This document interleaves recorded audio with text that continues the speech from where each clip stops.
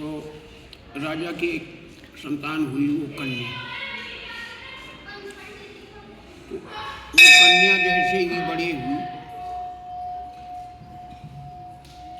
2 साल की हुई, तो 2 साल की उम्र से ही उसको बैराग होने लगा।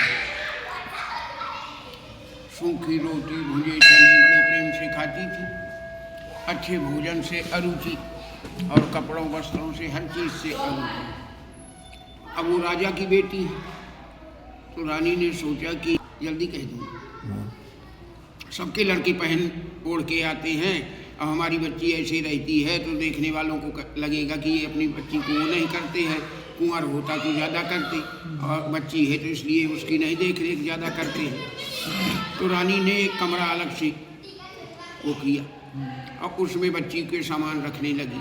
एक बक्सा रख दिया और उस बक्से में सामान रखने लगी। जैसी उम्र बच्ची की बढ़ती जाए उसी तरह के हर साल गहने बनवावे, कपड़े बनवावे, उसमें रखती जाए। 4-6 सहेलियाँ उसकी बुला के उसके पास रखने लगी कि बातचीतें करने में कुछ इसका मनोवृत्ति बदले। लेकिन बेटी बढ़ती चली गई, 5 साल की हो गई, धीरे धीरे 7 साल की हो गई, लेकिन उसका बैराग बढ़ता ही गया। तो रानी ने सोचा कि इसे मेला बाजारों में टहलाया जाए, देखने से और सुनने से, बातचीत से कई तरह से मन बदलता है। तो मेला बाजारों में टहलाने लगी, लेकिन मेला बाजारों के टहलाने में भी बेटी की मनोवृत्ति नहीं बदली, बैराग बढ़ता ही गया। अब वो धीरे धीरे 11 साल की हो गई। तो उस जमाने में तो 11 या 12 में शादी हो जाती थी। आज चल रहा है 25-30 कि अभी सिर्फ बाग बगीचों में टहलाया जाए। तो बाग बगीचे में टहलाने के लिए जब लेकर के गई, सहेलियाँ भी गई, उसकी रानी गई, तो बेटी जब बगीचे में पहुंची तो वहाँ बेटी ने देखा कि एक पेड़ में फूल खिले हैं, और फूल 3 प्रकार के हैं उस पेड़ में। जो आज का खिला है वो तो अच्छा खिला हुआ है, बड़ा है। जो 2 दिन पहले का है वो कुछ मुरझा गया है, और जो 8 दिन पहले का है वो डाल के नीचे झुक गया है। तो बेटी ने माता से कहा कि आज खिले कल झुके चले, और परसों मिलेगी धूल, देख दशा यह फूल की, फिर क्यों फूल है फूल। माता ने कहा बेटी इसी का नाम परिवर्तन है। संसार की सभी चीज़ें और सभी जीव इसी तरह, हमारे देखते हमारे दादा ना रहे, तुम्हारे देखते हम ना रहेंगे, किसी के देखते तुम ना रहोगी। तो गए थे बैराग घटाने के लिए, और फूल की दशा देख करके बेटी को बैराग और बढ़ गया। चले आए लौट करके घर। रानी अपने राजमहल में, बेटी अपने कमरे में, दासियाँ अपने अपने घर चली गई। अब रात के 10-11 बजे बेटी को फिर ध्यान आया, तो अब वो अपने महल में बैठे कमरे में कह रही है कि हम देखत सब जग गयो, और जग देखत हम जाए, ऐसा सतगुरु ना मिलो, जो पकड़ छुड़ावे बाएं। हमारे देखते संसार चला गया, संसार की देखते हम चले जाएंगे, लेकिन ऐसा गुरु नहीं मिला जो रोक सके। तो एक छद्रवेशी साधु राजमहल के पीछे चोरी की डांट में छिपा था। उसके कानों में आवाज पहुंची। उसने सोचा अच्छा मौका है। लुकता छिपता जैसे रात्रि के 12 बजे राजमहल के दरवाजे पर आ गया। जब सुन रहा है शब्द, तो आवाज लगाई कि कोई जाग रहा हो तो मुझे भाई प्यास लगी है, पानी पिला दो। तो बेटी के कानों में आवाज जैसे पहुंची वैसे ही वो लोटा में जल लेकर के वो बाहर निकल आई। बोली लीजिए महाराज। बोला क्या आप दीक्षित हैं? तो बेटी ने कहा मैं महाराज आपकी बात नहीं समझी, आप क्या कह रहे हैं। छद्रवेशी साधु बोला मेरे कहने का मतलब है आपने गुरु मंत्र लिया है या नहीं। तो बेचारी 11-12 साल की कन्या ने कह दिया महाराज मैंने तो गुरु मंत्र नहीं लिया। आज तो कई को देखा कि अंत हो गया, लेकिन गुरु मंत्र नहीं ले पाए। नहीं ले, सही बात है। तो छद्रवेशी साधु बोला मैं अधीक्षक के हाथ का जल ग्रहण नहीं करता। पहले मंत्र लो। सही बात। तो बेटी ने कहा महाराज आप ही गुरु मंत्र दे करके कृतार्थ करिएगा। छद्रवेशी साधु बोला हम त्यागियों का मंत्र राजमहलों में नहीं दिया जाता, बरसों जंगलों में सेवा करने पर। अगर तुझे सच्चा सुख शांति चाहना है तो त्याग दे ये नाटालियों को और चल मेरे साथ। तो बेटी को तो वैराग था, वो दुनिया के प्रपंच और माया ने कुछ नहीं जानती थी। बोली गुरुदेव साथ में क्या ले लूं? तो जो तेरे पास हो। छद्रवेशी साधु बोले अपने आभूषणों की पेटी तो पहनती तो नहीं थी, लेकिन हर साल के बनते थे, सो 2 साल से लगा करके 12 साल तक के गहने जितने बने थे वो सब उसी में रखे थे। उठाया और उसने अपने सर पर रखा, चल दिए। चलते चलते एक जंगल में जब पहुंच गए, घोर जंगल में, एक बड़ा के पेड़ के नीचे महाराज जी खड़े हो गए। गुरुदेव बोले बेटी ये है मेरे रहने का स्थान, रख दे यहाँ। तो बेटी ने बक्सा उतार के रख दिया। अब साधु ने अपने कमर से रस्सी खोली और बेटी के दोनों हाथ बांधने लगा। यहाँ तक कि दोनों हाथ जकड़ के बांधने के बाद बड़ा के पेड़ से जकड़ के बांध दिए। बक्सा उठाया और चलने लगा। बेटी ने कहा गुरुदेव कहाँ जा रहे हैं?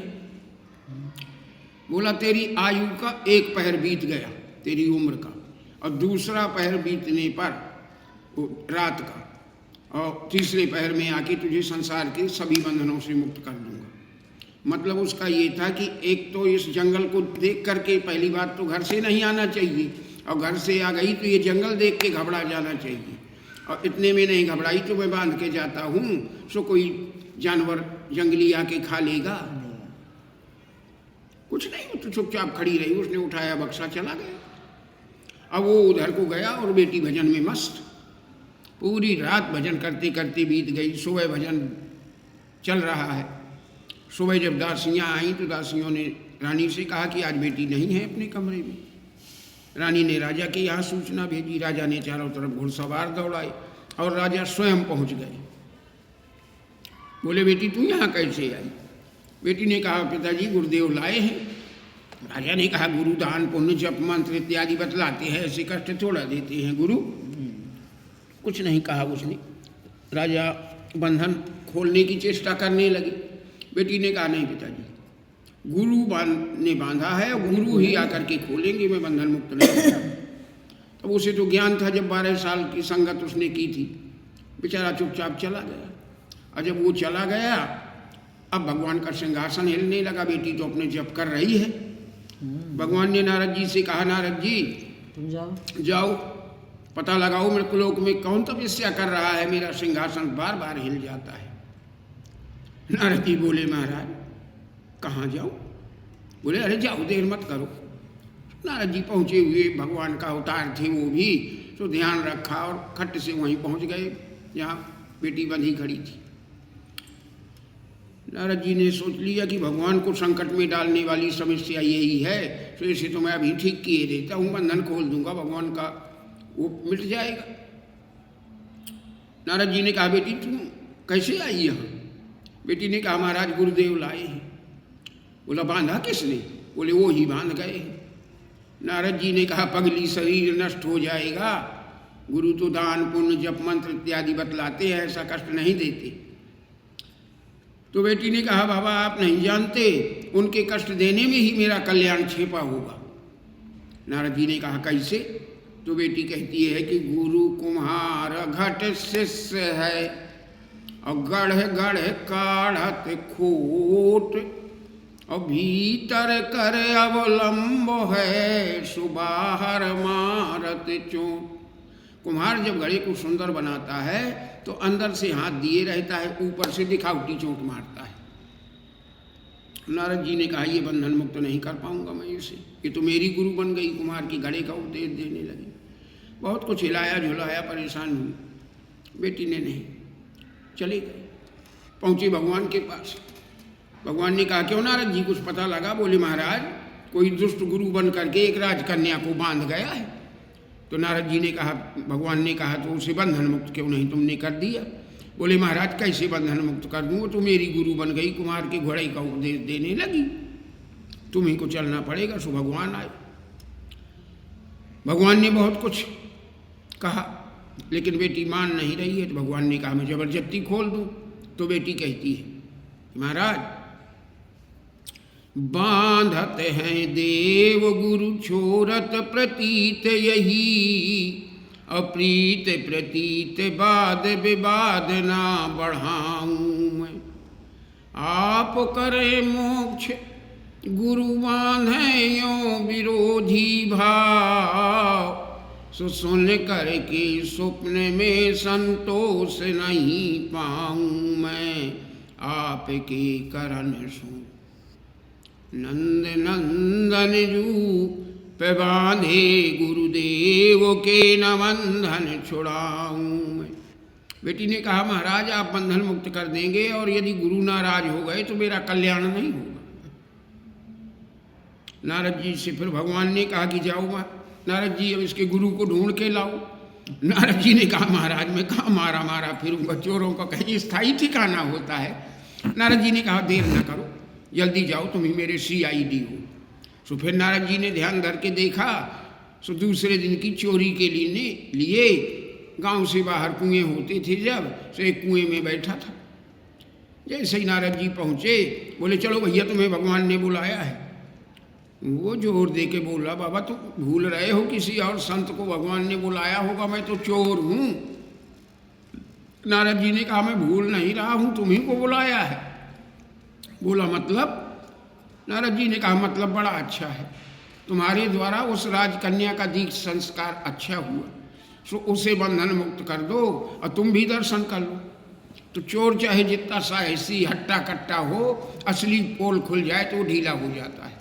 सो नारद जी के पीछे पीछे चला, वहाँ पहुँचा, भगवान के दर्शन किए, पाप मुक्त हो गया। भगवान ने कहा भैया तुम्हारे द्वारा इस राजकन्या का दीक्षा संस्कार अच्छा हुआ, इसे बंधन मुक्त कर दो। बंधन मुक्त किया। अब बेटी फिर कहती है, एक और तो गुरु खड़े हैं, दूसरे ओर भगवान खड़े हैं। तो बेटी कहती है कि गुरु गोविंद दो खड़े, काके लागू पाए, अवलिहारी गुरुदेव की जो गोविंद दियो मिलाए। बोलिए वृंदावन बिहारी लाल की जय। तो भले ही चोर कपटी गुरु रहा, लेकिन गुरु रहा, पर भाव उसका अटल रहा। शिष्य का गुरु भाव गुरु अटल होता है, तो गुरु के कैसे भी उसने कर्म किए, लेकिन उसने भगवान से मिला दिया आखिरकार। इसलिए जीवन में गुरु बनाना भी बड़ा अनिवार्य है। बोले वृंदावन बिहारी लाल की जय।